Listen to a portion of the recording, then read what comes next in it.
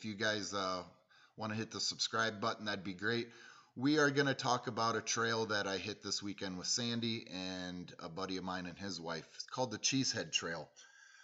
We ended up going to a little town called Belmont in southern Wisconsin, parked in a park, and the trail was probably 15 feet away from the parking lot. So great access to the trail. Some of it was paved right off the beginning, but shortly got into stuff like you're watching here in the video. We rode that trail down to a little town called Monroe. It was about a 40-50 mile trip there and a 40-50 mile trip back. So I think we ended up, John said we ran about 118 miles that day. It was just something that we wanted to do one day. It was about 2 hours away from our house. Really running out of places to ride in Iowa. They've opened up our county where you can drive on the gravel roads, but stuff like this is a little more entertaining.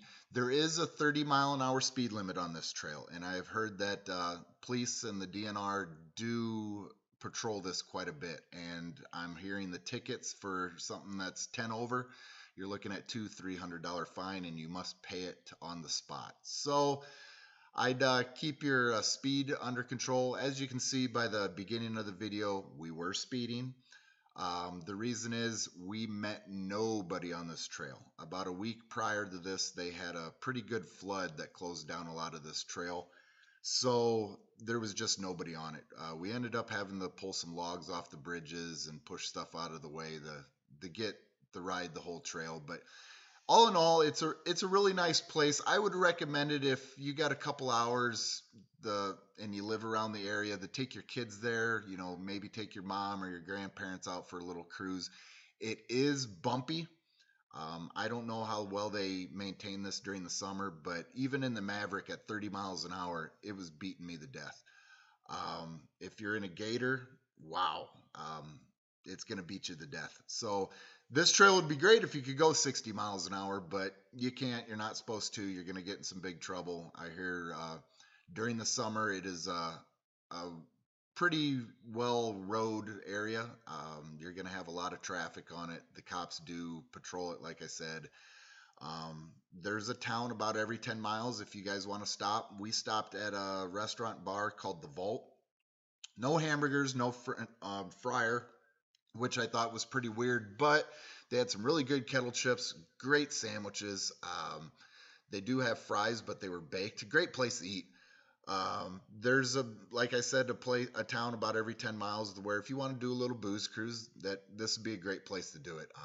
And just relax, take your time. I imagine during the summer it'd be pretty dusty. Don't recommend driving on this trail. There are places to stop with picnic tables and stuff to where you could have a little picnic or something like that. But with everybody saying that it's heavy patrolled by the cops and the DNR, probably wouldn't be drinking on this trail. All in all, like I said, if you're driving through the area, if you live close to this trail, it'd be something worth checking out. It's going to take you going the speed limit probably 5-6 hours to make the whole round, which was about 100 miles. So again, start out in Belmont, Wisconsin. It's in southern Wisconsin, about an hour north of Dubuque, Iowa. And you run that all the way down to Monroe. I don't know if Monroe has anywhere. I heard they have a fairgrounds that you can park in. But as far as Belmont, it's a little tiny town. I'm sure if you go into the gas station and ask if you can park in the gas station parking lot, they'd be more than happy to let you do that, especially this time of year when there's hardly anybody on the trail. But thanks for watching, guys. If you have any questions about the trail, don't hesitate to ask.